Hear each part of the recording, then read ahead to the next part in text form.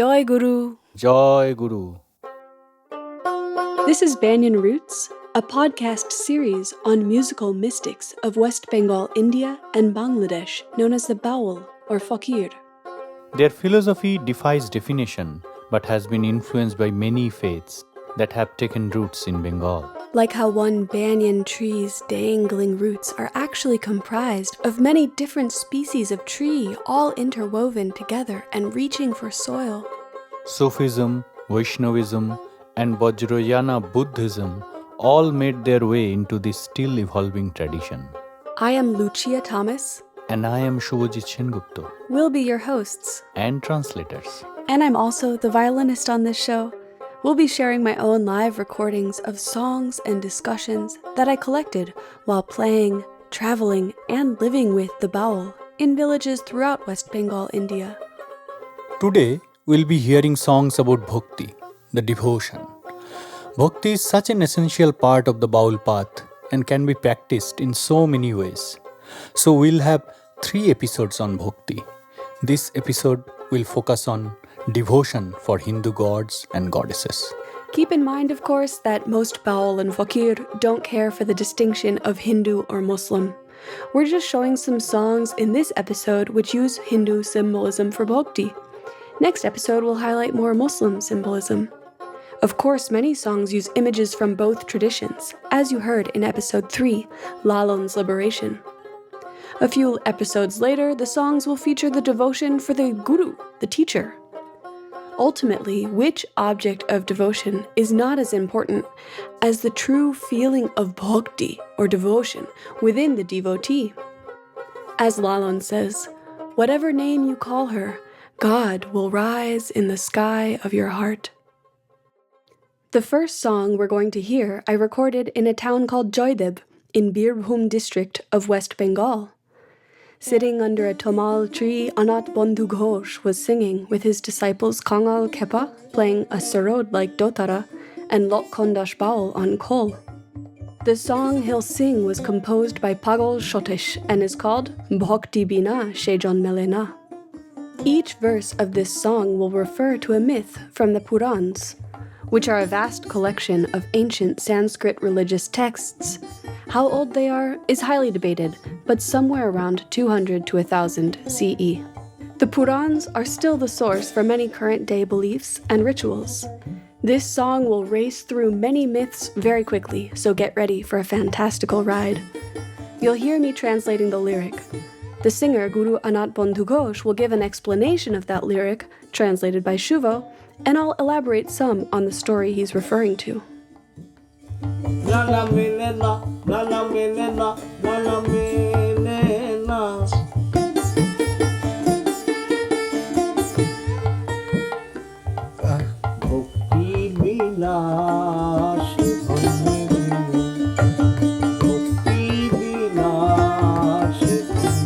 The song lyrics go, without devotion, you'll never reach that treasure. Devotion is a priceless gem, but if you are careless, you won't ever reach it. Let's listen to what Guruji Anath Bondhu Ghosh has to say about the song he's singing. In this world, those who have many properties and a lot of money, what do we call them? We call them rich. But like that bhakti or devotion is a treasure. The one with devotion cannot be called a thief or a rich person, but he is indeed rich. Bhakti is like gems, a priceless object. You have to take care of it. Like if you plant a tree, you have to take care of it and nurture it.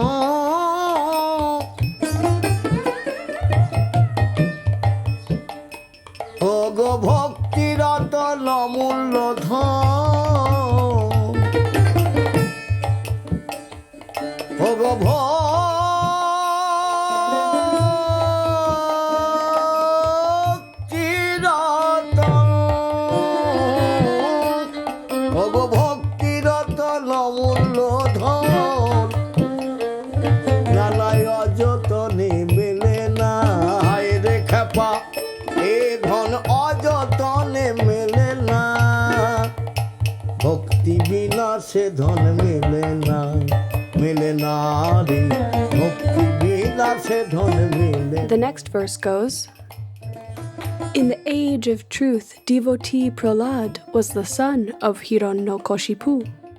When the demon king fed his son poison, Prahlad took the poison into his belly, but he did not die. Who got the devotion? In our ancient text, whoever we call sadhus or monks, those bhakto, they got bhakti or devotion. The first one was Prahlad, Hiranyakashipu's son, who saw God at a young age between 5 and 7. Each stanza of this song shows the relevance of bhakti in the different myths from the Purans. This story is about a father, Hiranyakashipu, who was a demon, and his son Prahlad, who was a devotee of Vishnu. The demon father was so enraged by his son's devotion that he tried many ways to kill his own son. But the son was always saved by Lord Vishnu.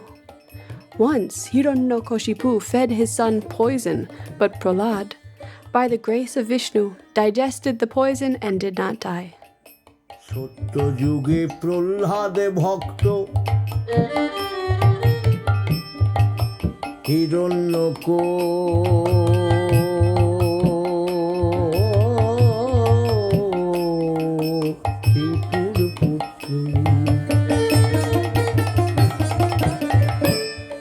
Satyayuge Prahlade Bhakto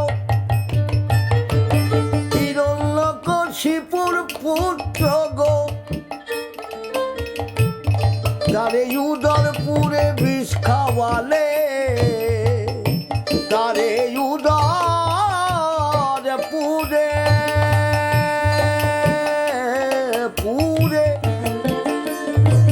Tare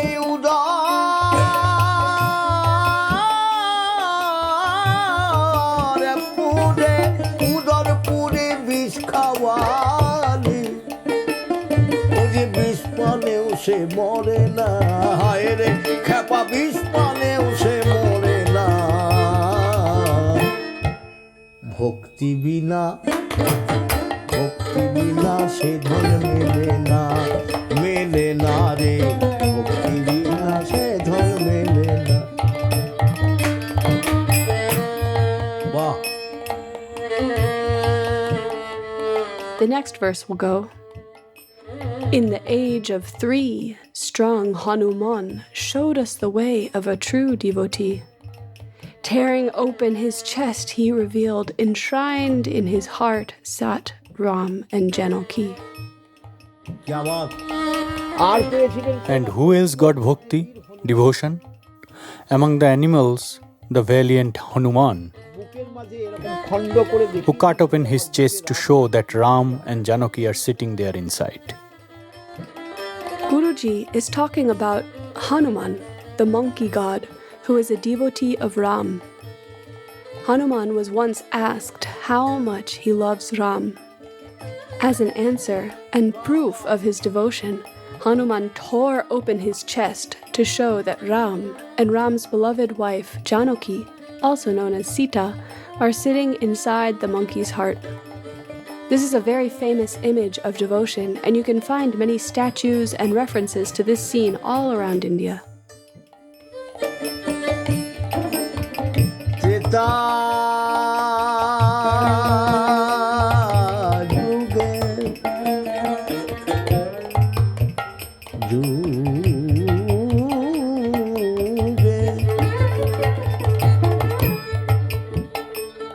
আরে তেতা যুগে বীর হনুমান দেখো রেখে গেল ভক্তির প্রমাণ আরে বক্ষ চিরে দেখাইল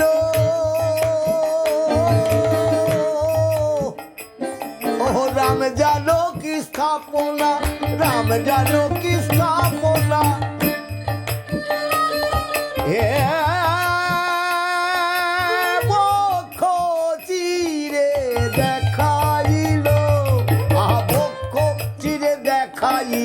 রাম জানো কি স্থাপনা ভক্তি ভক্তি বিনা সে ধন মেলে না গো, ভক্তি বিনা সে ধন মেলে না। The next verse goes, in the age of 2 at Brojodham, Krishna is entangled in the love of milkmaids. Everything they see is Krishna. They don't know anything but Krishna. Who else got this devotion? The gopis or cowherd tresses of Vrindavan? They know nothing but Krishna. Whatever is good for Krishna is good for them. Whatever is bad for Krishna is bad for them. Krishna is another incarnation of Lord Vishnu, but in this age he is rather mischievous. Krishna plays the flute and enchants cowherdstresses or gopis. Radha is one of the cowherders. This stanza reminds us of their intoxicated love for Krishna, which is a state many try to achieve in their own devotion. আর দাপরেতে বজ্রধামে ওগো বাধা কৃষ্ণ গোপী প্রেমে, দাপরেতে দাপরে দাপরে দাপরে দাপরে দাপরে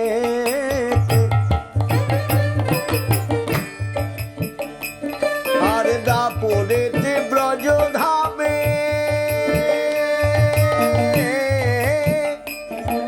কৃষ্ণ বাধা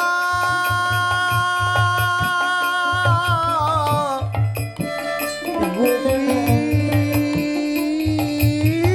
প্রেমে, ও তারা কৃষ্ণ মন্ত্রে উপাসনা কৃষ্ণ, ও তারা কৃষ্ণ ছাড়া জানে আহা আর দেখিতে কৃষ্ণ দেখে, কৃষ্ণ ছাড়া জানে না। ভক্তি বিনা সে ধন মেলে না গো, ভক্তি বিনা সে ধন মেলে না। নানা মেলে না, নানা মেলে না, নানা মেলে না, নানা মেলে না, নানা মেলে না, নানা মেলে না। ভক্তি বিনা সে ধন মেলে না গো, ভক্তি বিনা সে ধন মেলে না। আর পেলো কে না কলিযুগে এত। Who else got devotion? Many people came in the age of Kali. Jogai, Madhai, these two brothers were atheists. They even beat Gaurango and they threw pitcher at Nityananda Mahaprabhu. But they got rescued by Bhakti. But this devotee, the writer of the song, Sotish, laments that everyone got devotion, but he didn't. Guruji just mentioned Gaurango, which is one name for the great leader Chaitanya Mahaprabhu, who we will discuss more a little later. His main disciple was Nityananda. This story goes that the brothers Jagai and Madhai hit the disciple Nityananda over the head with a pitcher. Chaitanya was so furious with these brothers that he was about to kill them. But Nityananda begged his teacher to grant them mercy. So Chaitanya granted them the blessing of love, and they became complete devotees of Krishna, chanting Hori all day long, and their lives were transformed. The last verse will go, in the age of darkness, Jagai and Madhai, there is no bigger sinner than these two brothers. But by chanting Hori, they overcame their evil.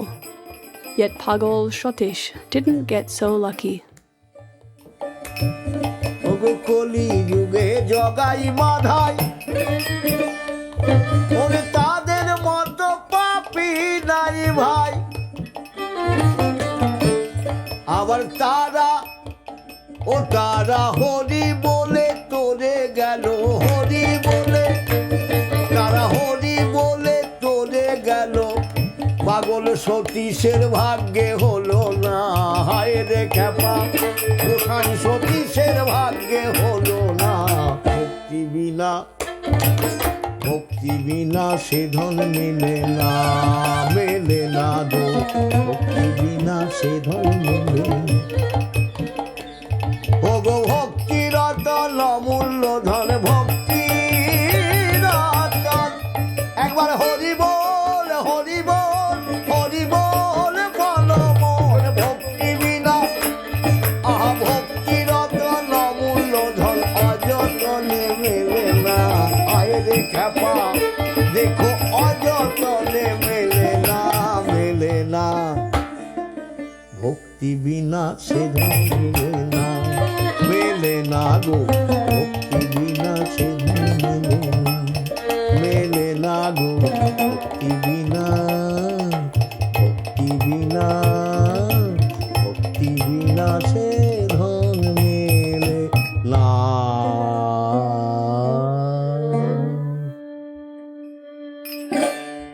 Anath Bondhu Ghosh was singing and explaining about the meaning of the song Bhakti Bina by Baul Sotish. The song emphasizes the importance of devotion, bhakti, and how it has helped sages throughout the ages.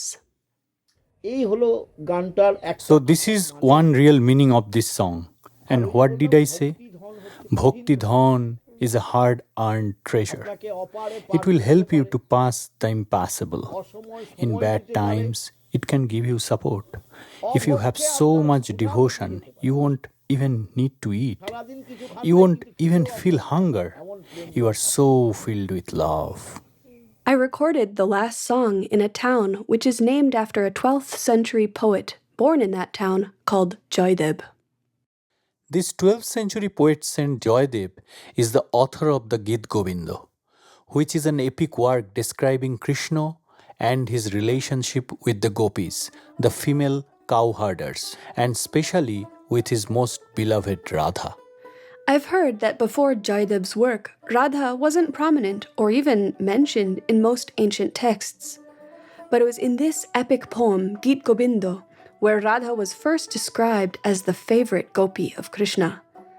Jayadev portrays her as having a deep spiritual maturity, that she was both lover and devotee of Krishna. Jayadev's image of Radha and their union, or jugal, became very popular, and millions of devotees began worshipping Radha along with Krishna. Guru Anath Bondhu Ghosh, who you just heard, specializes in singing and explaining songs from Gita Govinda. Like in the ancient Charjapad text, which we talked about in episode 2, this text also has the intended scale and rhythm for each poem specified by the author. Unfortunately, I didn't get a recording of these songs, but there are lots of Guruji's recordings available on YouTube of the Gita Govinda, and I'll share a link in the show notes. The last song made reference to a story about Chaitanya Mahaprabhu, or as Anath Bondhu Ghosh called him, Gaurango. Chaitanya is a very important historical figure from the late 15th century who inspired the Bhakti movement in Bengal. In the last episode, we were talking about the caste system. Some Fakirs shared how painful this tradition was and still is in some places. In the name of religion, people were maintaining this hyper-segregated society which denied respect for lower caste people. But Lalon reminded us that to find God, we need to increase our love and respect for all people. The 15th century Bhakti movement in Bengal was also a strong rejection of caste. Followers were encouraged to connect directly with God through ecstatic singing and dancing for Krishna, who is the most popular avatar of Lord Vishnu, and from whom the name Vaishnavism came. Chaitanya called everyone to join this Bhakti movement in the name of Hari or Krishna. It was an empowering moment in history. Common people were no longer dependent on the Brahmin, upper caste priest to do their rites and rituals, as they could worship God directly. It was immensely popular, and millions of people from all different castes and backgrounds began to worship Radha Krishna in this way. Within that massive movement, the shackles of caste segregation were broken. Hundreds of years later, this same Bhakti movement inspired the International Society for Krishna Consciousness, shortened to ISKCON, or the Hare Krishna movement, which was born in the 1960s. You are now hearing chanting from the ISKCON temple in Rogers Park, Chicago, just down the street from where Shuvo and I live. Devotees in this recording are worshipping by singing over and over Hare Krishna, Hare Hare. If you hear people say Hare Krishna, Hare Hare, Hare or Hari is just another name for Krishna. And when they say Hare Ram, they are chanting the name of Ram, also an avatar of Lord Vishnu, who you heard about in the previous verse. When Baul say Hari Bol, they means chant the name of Krishna. ISKCON or the Hare Krishna movement is very prominent throughout the US and the world. But in India, it is only one of many sects that worship Krishna. Bauls also worship Krishna and sing about Chaitanya, who you heard referred to as Gaur in the last song. Some say that Chaitanya was the first Baul, though of course many say Baul practices are much older. In any case, his teachings are so influential that many Baul practitioners will go by variations of his name, like Gosai or Gaur, to align themselves deeper with the example he set, especially in regards to bhakti, devotion. Chaitanya Mahaprabhu came from an upper-class Brahmin family in Bengal. In childhood, he was obsessed with religious Sanskrit texts. But when he met his guru, he made a major shift from scholar to devotee of Krishna. He traveled all throughout India on foot, visiting places from Krishna's life. His love for Krishna would sometimes overpower him and he would go into ecstatic trances. People say he was an avatar of Krishna, but also of Radha, the favorite gopi and lover of Krishna. Story goes that Krishna wanted to understand Radha's love for him. So, Krishna sent his soul down to earth in the mood of Radha and took the body of Chaitanya, becoming an intoxicated, mad lover of himself. In the way that Radha was crazy for her beloved, Chaitanya too was crazy for Krishna and would go about constantly chanting Hari, one of the 108 names for Krishna. Chaitanya attracted thousands of followers, including many Bauls. Bauls worship Gauranga to this day for his abandonment of status and possessions, his mad love and devotion, and his acceptance of all people regardless of caste, religion, or background. In India, you always see people from many different religious sects. People dressed head to toe in bright red, sitting near the Shiv temple. Or people dressed in all blue, walking barefoot, making a pilgrimage. Many Vaishnavas wear all white and sandalwood beads. But the Darvish Pir Babas wear all black. Bauls will often dress in orange with colorful vests. Then, of course, there's how people paint their foreheads with 3 lines or only 1, a bindu or a dot or something else entirely. Right. As a kid, I was always curious about the many different types of faith practitioners I would see in the neighborhood. It's interesting to me that while different practitioners dress differently, have different teachers, and even God they worship, often philosophy of their life is actually very similar. I grew up going to Ramakrishna mission and some of my teachers were monk. We learned about the teaching of Ramakrishna, who was illiterate yet a totally enlightened person with so many followers. Ramakrishna was a Kali Bhakto, a devotee of goddess Kali. He was not part of the Bhakti movement which we were previously discussing, which mostly refers to worshipping Radha Krishna. But he had a very strong bhakti, or devotion, for goddess Kali. His main disciple was Swami Vivekananda, who helped to consolidate his teachings into books and also preached his message all over the world. The song you are hearing now was written by Swami Vivekananda for his Guru Ramakrishna. When I grew up at the Ramakrishna mission, we sang this song every day, Khandana Bhava. The lyrics talk about the glory of the Guru who dispels the darkness of ignorance. Swami Vivekananda came to Chicago for the first Parliament of World Religions back in 1893. and he spoke at what is now the Art Institute of Chicago. Many Bengalis that come to the US make a pilgrimage to the Art Institute just to see the room where he spoke. Yes, when I was doing my PhD in Florida and my parents came to visit, that was the one place they wanted to go. So I drove them from Gainesville all the way to Chicago. The room is rather anticlimactic. There is only one small plaque mentioning Vivekananda's address. Yes, but it was such an important moment for India because it was the first time that a spiritual leader from India gave a talk at a major world event in the West, talking about Hinduism and its rich philosophy.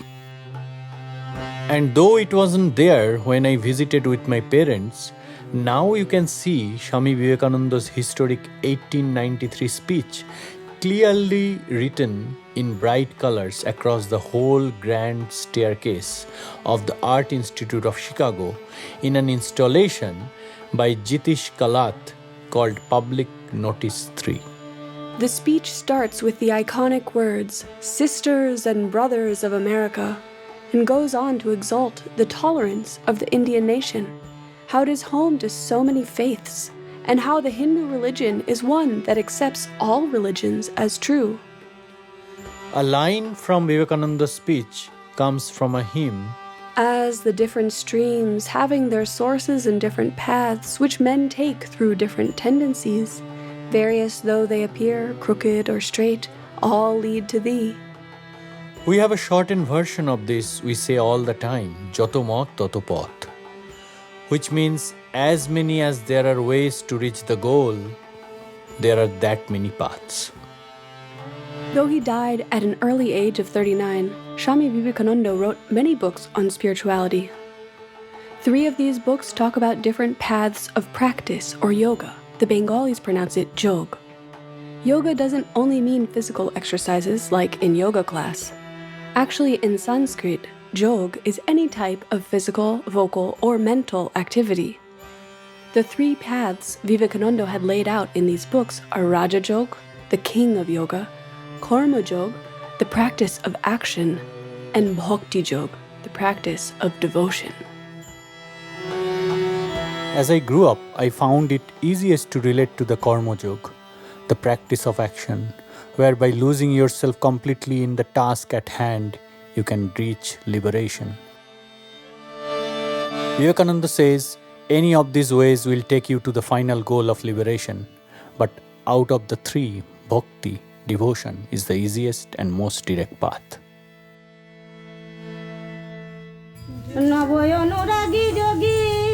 This is Rina Baul singing and playing Dotara. The lyrics go, "A yogi overcome with newfound love has come knocking on your hut's door. The yogi is crying loudly, Joy Radha, Shri Radha. Eseche Kunjero Anurager yogi. Eseche Kunjero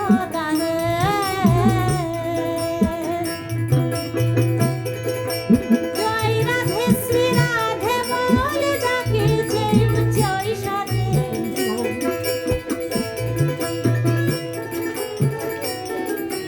জয় রাধে শ্রী রাধে বলে ডাকিছে উচ্চই স্বরে।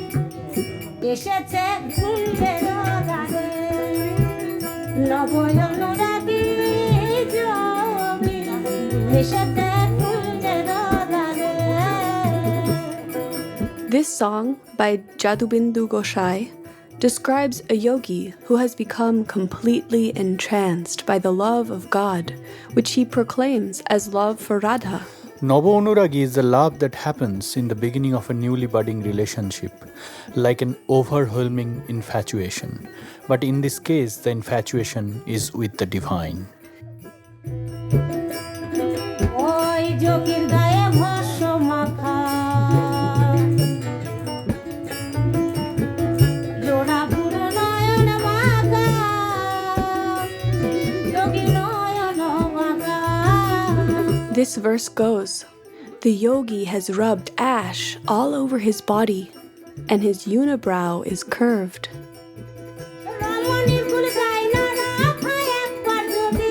The dignity of the lady will disappear if the yogi looks back just once.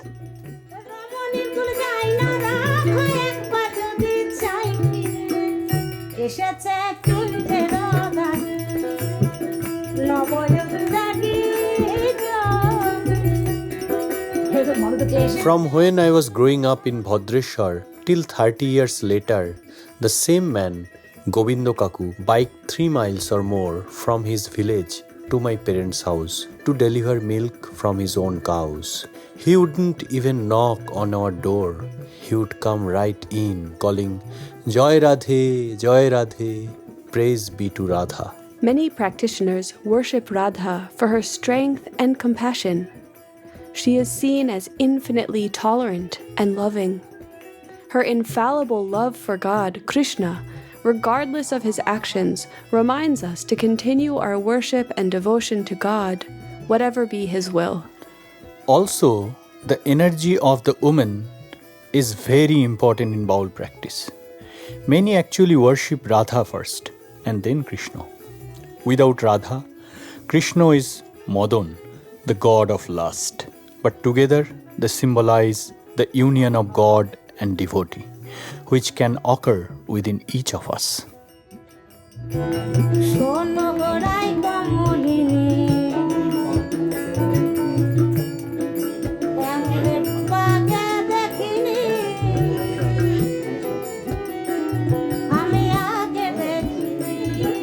Listen, Rai Komolini. I've never seen a beauty like this. The yogi's hair is matted, and beneath lies so much knowledge, but he goes about asking again and again for alms.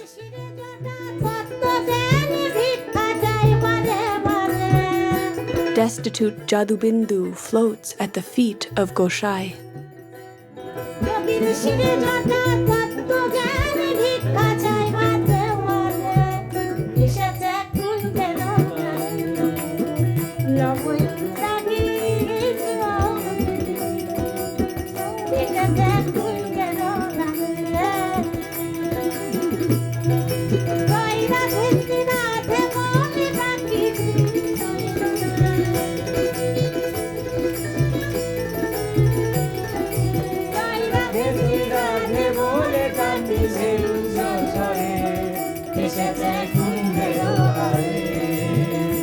A yogi, overcome with newfound love, has come knocking on your hut's door.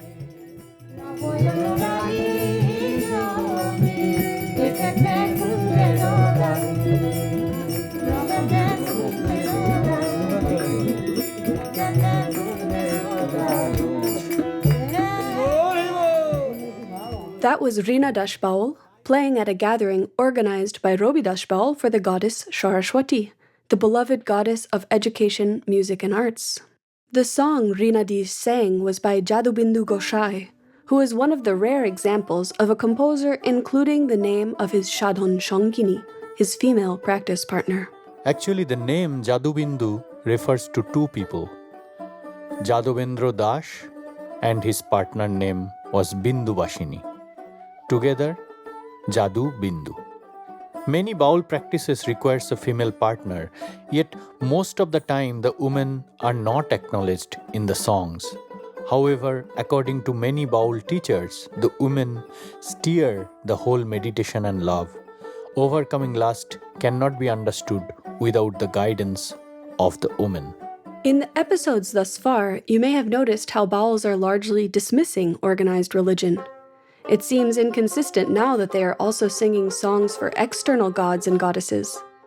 Aren't they searching for the man of the heart, Praner Manush, the soulmate, their own internal god? Why now Bhakti? The Bhakti movement in Bengal, initiated by Chaitanya in the 15th century, was a worship of Radha Krishna as external deities. But around that time, there was a small group of 3,000 or so Vajrayana Buddhist practitioners still remaining in Bengal. If you remember from episode 2, we talked about the body-centric meditations that were encoded in the Charjapad songs between the 8th and 12th centuries. We shared a song by Luipad, one of the ancient poets and practitioners of that time. But due to Islamic and Hindu persecution of Buddhists throughout India, by the 16th century, there are only about 3,000 of them left. And with the popularity of Bhakti movement in the 16th century, they finally also got converted to Vaishnavism. But secretly, they held on to their tantric meditation practices. Radha Krishna became a symbol for one's own meditation practice of union with a partner, and from here came another branch of Bhakti called Sahajiya Vaishnavism. The Baul were very influenced by the Sahajiya Vaishnavism. It combined both bhakti and deho, or body meditations. So Bauls often sing kirtans, or songs for Radha Krishna, which have these hidden body-centric metaphors. But why they're emphasizing bhakti, devotion, honestly feels very complex, and we'll have to keep exploring this question in the upcoming episodes. Next, we are going to share a song that may have some of these secret Sahajiya metaphors.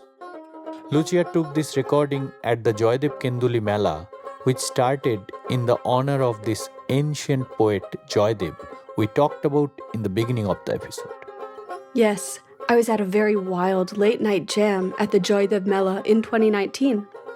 I saw thousands of Bauls and Fakirs who had come from all over West Bengal and Bangladesh to sing in hundreds of little stages all piled on top of each other. It was a jam-packed, temporary city where all day, all night, the whole place was alive with music. I was immensely happy to get to play there with so many Baul friends. Here is the Kirtan by Ananta Gosai and sung by Robidas Baul, our beloved Robida. ও তুই সেথায় যাবি প্রাণ জুড়াবি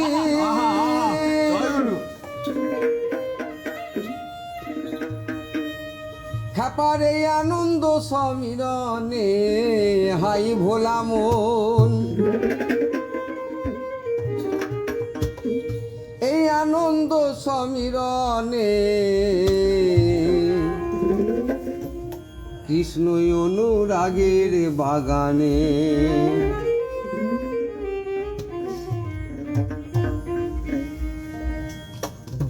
আমার মন চলো যাই ভ্রমণে কৃষ্ণ অনুরাগের বাগানে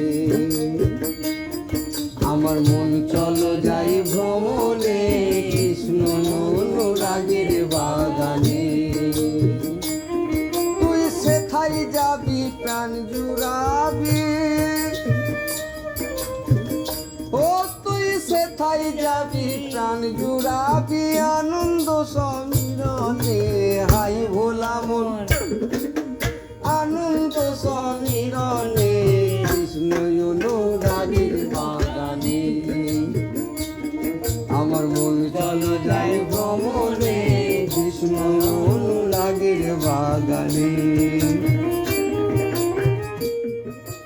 The lyrics go, "Oh mind, let's take a trip to the garden of Krishna's love. There Krishna's name will soothe your heart with a breeze of happiness in the garden of Krishna's love." There are many levels of interpretation one can observe in this song, and probably in most Baul songs. One can understand deeper levels of metaphors at deeper stages of one's spiritual journey. আর সেই বাগানে তিনজন মালি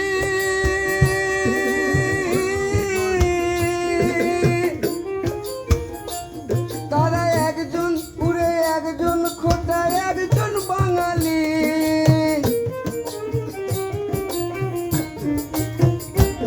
তারা নেড়ে চেড়ে আবাদ করে ও তারা নেড়ে চেড়ে আবাদ করে গাছবাড়ি অতি যতনে হায় ভোলা মন গাছবাড়ি অতি যতনে কৃষ্ণ অনুরাগের বাগানে আমার মন চলো যাই ভ্রমণে কৃষ্ণ অনুরাগের বাগানে.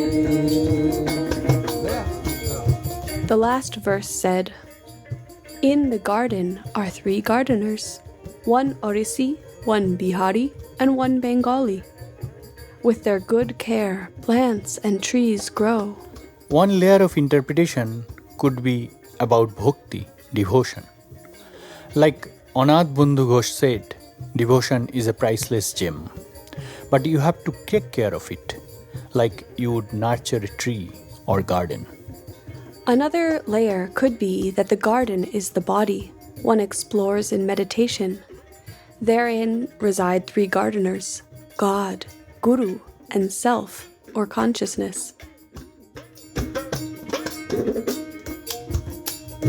আর সেই বাগানে মধ্যে সরসী সুধা তুল্য জলরাশি আর স্বচ্ছ জলে খেলা করে হংস আর হংসী দুটো হংস আর হংসী ও সেথায় যাবি যদি সকাম নদী ও সেথায় যাবি যদি সকাম নদী পার হবি তুই কেমনে হাই ভোলা মন পার হবি তুই কেমনে আমার মন চলো যাই ভ্রমণে কৃষ্ণ অনুরাগের বাগানে। The last verse went, "In the middle of the garden is a lake. Its water is like ambrosia. A goose and a gander play in that clear water. When you go there to the river of lust, how do you plan to cross over?" A deeper level of interpretation could be exploring the garden within the female body using Jugal Sadhana, practice in union with a partner. The goal of this practice is to eradicate lust and experience true love. আর সেই বাগানে ধরে দেওয়া ফল আর যে খেয়েছে সে মজেছে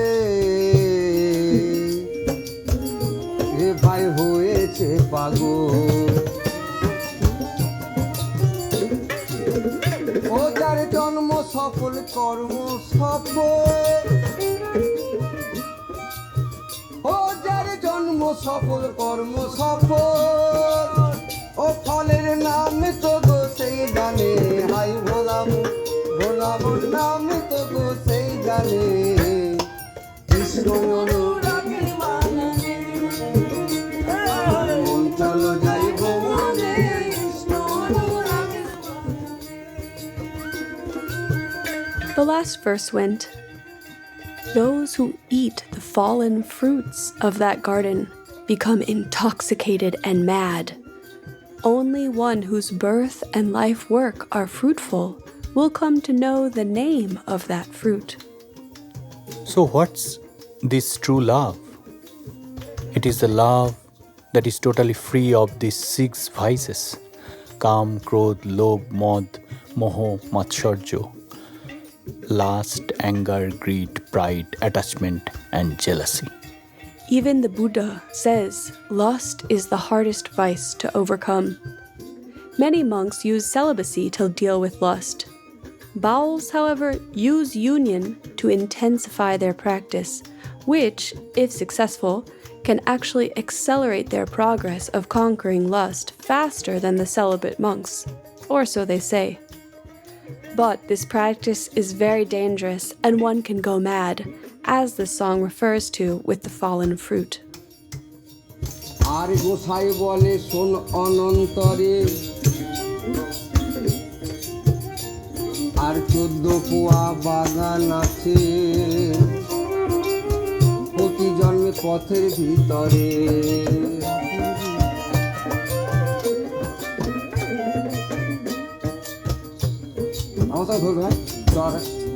আর গোসাই বলে শোন অনন্তরে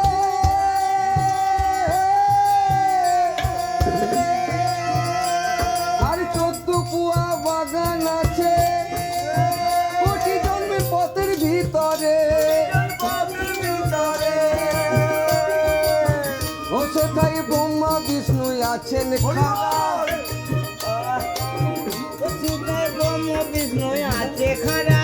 ও সেথায় ব্রহ্মা বিষ্ণু গাছের ধারা খ্যাপারে প্রবেশ করা হরি বল মন শিগুন তাই প্রেমানন্দে আর Gour Hari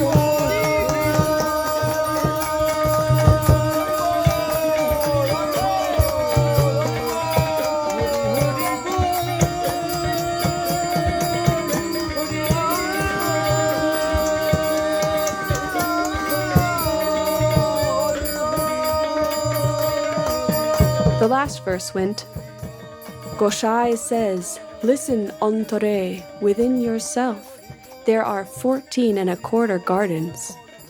In the path of 100 million births, there Brahma and Vishnu are standing, searching a way to enter. O mind, let's take a trip to the garden of Krishna's love.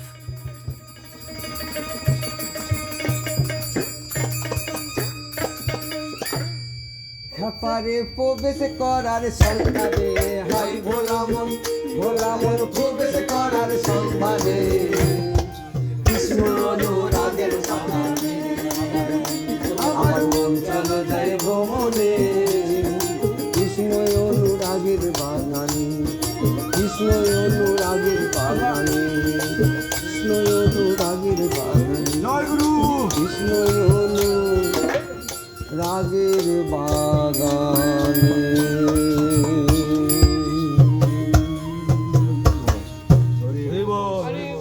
Thanks for listening. Today you heard songs exploring bhakti, devotion. Please tune in for the next episode, Khaja Baba and the Bengali Sufi tradition, in which we will share songs on bhakti that talk about Sufi saints and related Islamic symbolism. For a summary of the songs, composers, and artists of today's episode, as well as links to listen and learn more, please check out the show notes. This podcast series is the fruit of 2 Fulbright fellowships I undertook in West Bengal, India. Many thanks to the Fulbright Nehru program. Special thanks also to Biplab Ghosh, Arnab Sengupta, Rina and Manusij Goswami for help in the field, to Jean Nemirovsky for audio engineering, to all the musicians and teachers who recorded for me, and to my husband and co-host Shubhajit Sengupta for making this show possible. My name is Lucia Thomas, and you've been listening to Banyan Roots, a podcast series on the Baul and Fakir, musical mystics from Bengal. Please visit Banyan Roots on www.amplasoundsradio.com to find out more. Jai Guru. Joy Guru.